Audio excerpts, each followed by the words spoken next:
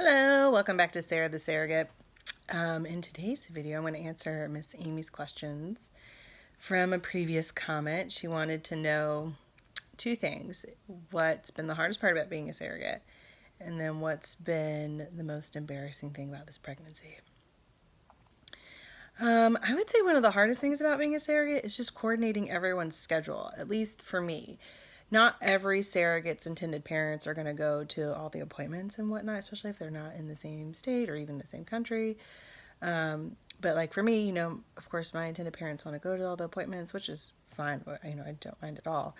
But it's like scheduling four adults, if appointments with four adult schedules is just like that's probably the hardest part.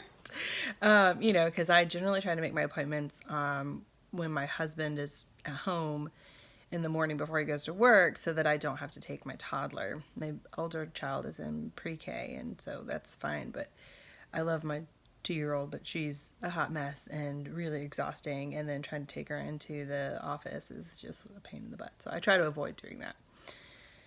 And it's just very distracting. So that's probably the hardest part, is the scheduling. And then just like personally, I want to say, in the very beginning, there was like a moment where it's like, oh my gosh, I have no control over my body. And that wasn't so much as being related to the surrogacy as just being related to being pregnant. I was doing, and I mentioned this in one of my last videos, that I had been like strict keto, and then being pregnant and in the first trimester with this pregnancy and doing IVF and all the hormones, I like the symptoms during the first trimester of this pregnancy were a lot tougher than what I had with my previous pregnancies, and so that sucked.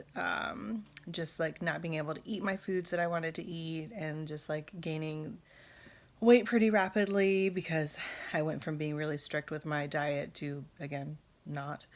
And that was kind of hard. So, and that's why I chopped my hair off. To have some semblance of control over my body. But then after that, it's honestly been fine.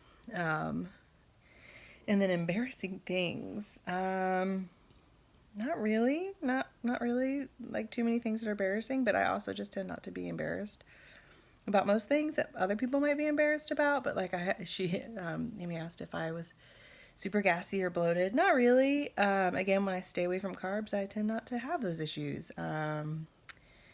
So yeah, that's not really been a thing. And then I just am not easily embarrassed. There are, I'm sure moments, but I would nothing I can think of honestly.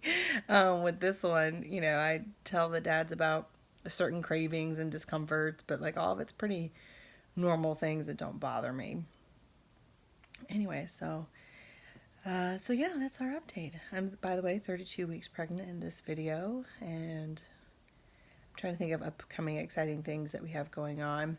We have a repeat anatomy scan this upcoming week, which I'll update y'all on later, and then an appointment with the midwives. And then, yeah, that's the thing about it. We do have some childbirth education classes coming up. That's something that I felt that was really important for the dads to have an understanding of childbirth, especially when it's a natural childbirth, and just in general, like, making sure we're all on the same page about the expectations of what's going on when birth happens. And then they'll, in the class, they'll also cover like immediate postpartum stuff and newborn care. And I think that the parents will really need that. So we're doing 2 days of childbirth classes here in the next couple weeks, and then we'll also have our prenatal with our doulas, where we really hash out like the details of like when I go into labor or think that I might be in labor, when do I call, when do I text, or whatever, those kind of details, and like what happens when we actually go to the birth center, and again, just go over those expectations. We'll do in our prenatal visit. So that'll be here probably at the end of October. So other than that, nothing too exciting. Do you like that star behind my head? That's leftover decorations from my older daughter's birthday. My second daughter is got a birthday coming up here, so I'm actually pretty busy the next couple of weeks, just between family stuff and then working, because I still work as a nurse in the ER.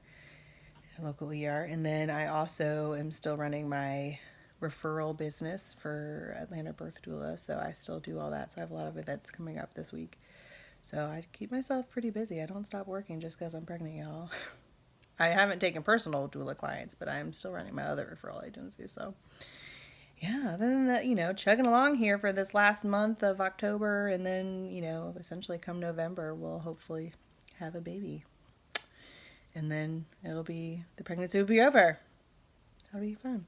Anyway, so I will post another video later on after all the activities of this week, talking about birth expectations. Maybe I'll wait until after we do our prenatal and we kind of go over everything and just what that might look for us. And then, of course, once the birth happens, I will definitely post my birth story and tell y'all how it went. And if I even get some snippets of pictures or videos, I'll post them. So anyways, any other questions, feel free to put them down below and I'll answer them in a future video. Alrighty, bye.